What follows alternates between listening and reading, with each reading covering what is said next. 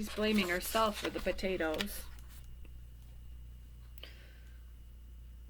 Gradually, Granny did get better. As soon as she was out of bed, Granda gathered the family together.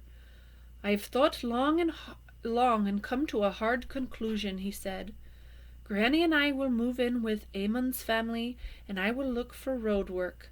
I am still strong and able." "What about me?" Katy asked in a wobbly voice.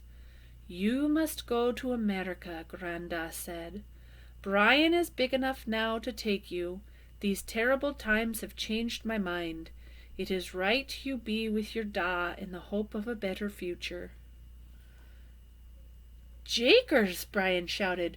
"It's what I've been wanting, and I promised to take fine care of Katy. But, Granda, it's a long road on an empty pocket. We've no ticket money." "I've never touched what Katy's da sent for the boat passage." Granda pulled out a pouch and jingled it. Our parting was bitter. I was dead set against his leaving. Now I know it was for the best." So he was mad when Katy's dad left, but now he knows it was for the best. Katy stared into the turf fire. Her thoughts too stopped up for words. She ached to be with her da again, but to be sent away poked holes in her heart.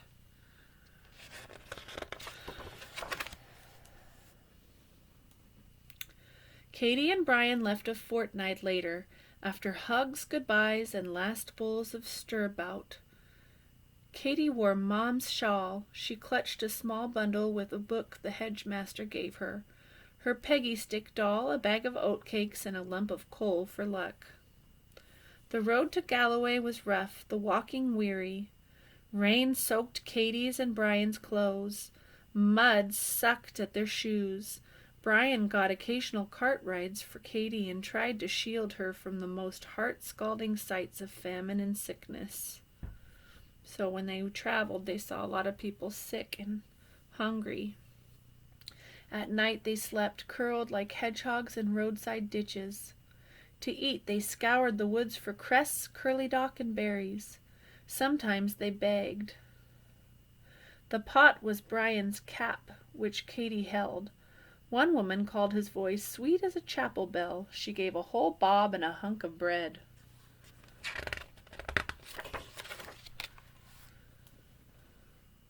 In Galloway at last they trudged to the ship's ticket office.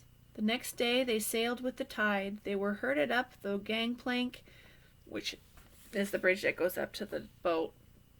They were herded up the gangplank in a push of people so fierce that Mom's shawl was almost wrenched from Katy's shoulder. So there were a lot of people going on that ship. Their quarters, that means where they slept and lived, their quarters were cramped and smelly. People moaned and fought for blanket space. Katy hugged her knees and tried not to cry. The trip seemed to take forever. Katy sat outside as much as possible. She clutched her doll and tried to remember Mom's arms and face, and Granda so full of fun before she said the shameful thing that made the potatoes go away. It was a really hard thing to immigrate to the United States. It was a hard journey.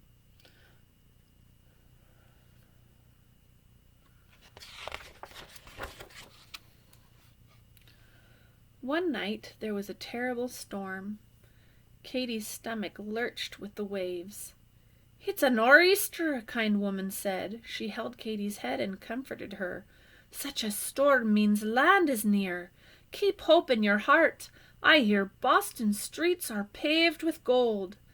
"That's not what I hear," Brian, who'd been talking to the big boyos, cut in. "I hear the streets are cobblestone and the Irish are called names." "Hush!" The woman waggled a finger and Katy covered her ears. Brian snorted. "That's not hard in this coffin ship with so many sick and dying." The next day the sea quieted. A gull landed on the ship and Katy saw shoreline. She poked Brian and shouted, "Land! I'll be seeing Da soon." Then a new fear stabbed. What if Da isn't there? or doesn't recognize me so scrawny, or doesn't want me once he knows what I've done. Do you think it was her fault that the potatoes rotted?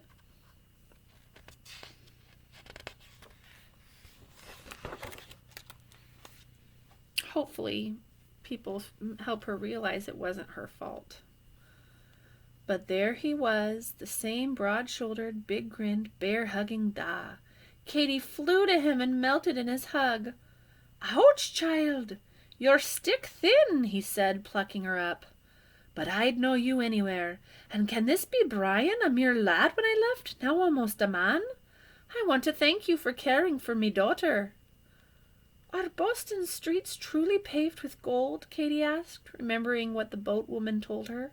"Nay," said Da with a wink, "but I earn dollars on the docks where I work.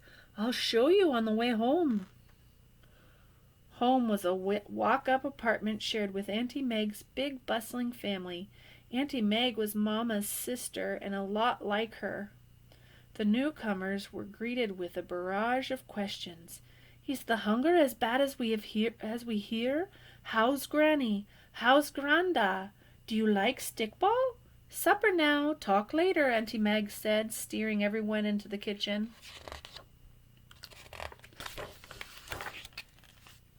Katy slipped into a seat. The sight of all the food turned her legs to water. Da said, "God bless those we love in Ireland and our new land, and bless the food we eat." He paused and added, "Thanks be for the bravery of Brian and the spunk of me Katy. I am full to bursting proud." Katy did not budge. Her eyes were fixed on the mountain of mashed potatoes, with onion bits, lashings of milk, and a knob of butter, just the way Mom used to make them. "Child, you're not eating," Da said, concerned. "Is the food not to your liking?" "Aye, 'tis much to my liking," Katy answered, "but I can't eat." "Why?" Da asked. So she wants to eat the food, but she can't. "Because I don't deserve to, because of the wicked thing I said," Katy confessed. Then in a tumble of tears she told of the long ago Sunday when she wished the potatoes away, and how everything awful happened after, how the Pratties got mushy, and Granny got sick, and Granda was so mad he sent me away. "Nay," Katy's Da said, holding her heart close. "Believe me, your words weren't wicked, nor can words make bad things happen. None of it was of your doing.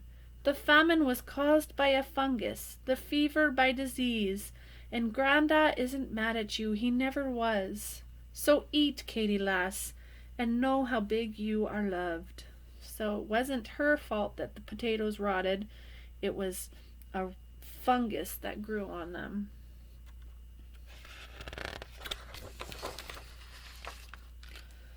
Katy wiped her eyes and took a bite. It was powerful good. The relief she felt knowing what happened wasn't her fault was like sun after rain.